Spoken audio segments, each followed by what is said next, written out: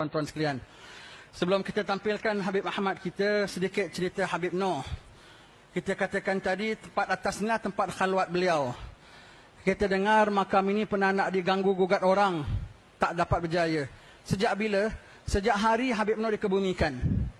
Tapak tanah ini namanya Parsi Lodge. Tanah hak milik orang Parsi. Bukan Parsi Iran. Parsi sembah berhala punya Parsi. Parsi kuno. Maka beberapa ada 3 bukit di sini. 2 dah habis, tinggal 1 bukit saja.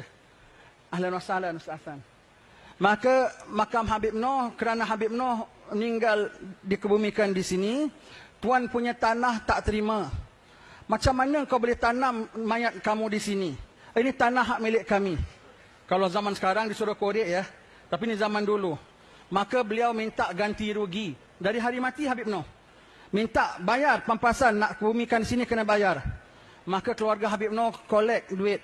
Ambil duit, kolek untuk bayar pampasan kepada Parsi tuan tanah sini. Untuk dibenarkan, dikekalkan kubur di sini.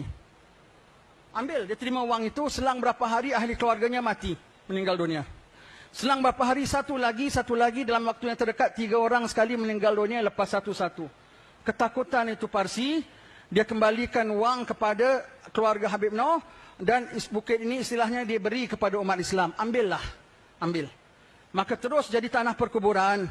Makamnya satu saja di atas, kecil saja. Kemudian pada tahun 1880-an, keluarga As-Saggaf yang bina Masjid Hajjah Fatimah, Habib Abdul Rahman bin Abdullah Saggaf, membinakan bangunan gubah ini untuk para tetamu Habib Noh. Pada tahun 1903, seorang sahabat Habib Noh, Haji Muhammad Saleh, orang pedagang dari Betawi, Jakarta, sahabat Habib Noh, membinakan masjid yang kecil di bawah ini untuk para pengunjung Habib Noh. Sekarang masjid yang sumpama ini di Singapura dah tak ada lagi. Masjid kecil yang lama dah tak ada lagi, dah pecah bangun, tapi masjid ini masih ada.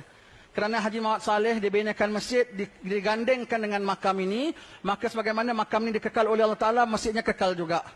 Ini masjid kecil tuan-tuan sekalian. Tak pernah taruh tabung derma di tempat masjid-masjid besar. Tapi boleh dikatakan setiap masjid besar pernah tumpang tabung di sini. Masjid makam Habib Noh. Dan pada tahun 40-an Perang Jepun. Dibom sana, dibom sini. Sampai pokok pisang, pokok kelapa di belakang makam Habib pun habis. Perigi pun habis. Tetapi makam Habib Noh masih tetap ada, Alhamdulillah. Sampai tahun 60-an Hakisan. Sebab sini betul, di kaki bukit betul sudah pantai. Hakisan sudah hampir orang cemas kerana ombak laut sudah semakin naik, ditakdirkan hukumah Singapura bina pelabuhan sebesar-besar di sini, ditambaknya, maka selamat terpelihara lagi makam Habib Noh. Tahun-tahun 50-an sebelum merdeka, nak bikin University Maritime Kelautan, nak dibinanya di sini, kerana ini tapak daripada zaman para miswara masuk Singapura daripada Bintan kemari, maka sini sejarah nak dibinakan universiti di sini. Tetapi tak berjaya juga, mereka bina di Pasir Panjang. Ini ada seminar disebutkan tentang perkara ini, disebutkan.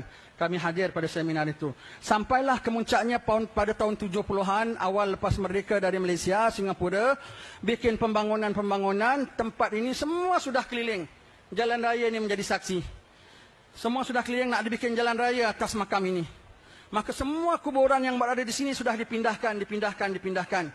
Yang memindahkannya, yang galinya siapa? Mereka yang mengatakan kita ni kuburiun, kata Ustaz. Yang mengatakan kita ziarah kubur ni syirik. Yang mengatakan ini bid'ah. Kumpulan ini yang gali kubur. Suka mereka dapat gali. Tetapi kubur Habib Noh tak ada siapa berani sentuh. Masjid dan kubur dah nak dipindahkan. Sementara berhari-hari tak ada siapa berani sentuh ini 2 makam Habib Noh dan Habib Abdul Rahman. Sehingga nak menunggu siapa sanggup gali, nak dibersihkan kaki-kaki bukit ini. Traktor masuk, terbalik 1 traktor. Pemandunya Cina. Hari kedua, traktor kedua juga terbalik. Hari ketiga juga terbalik. Ketua engineernya seorang putih Inggeris. Takut gerun Allah Ta'ala letakkan pada hatinya. Mengadu kepada Perdana Menteri pada waktu itu, Mr. Lee Kuan Yew, tentang hal keadaan. Beliau faham. Beliau tulis nota pada mufti. Sedikit masjid dan makam kekal. Terus sampai hari ini kekal. Sampai tahun-tahun 2000-an sebelum saya pindah ke Hadramut. Ini kawasan semua nak diambil. Semua sudah kosong ini.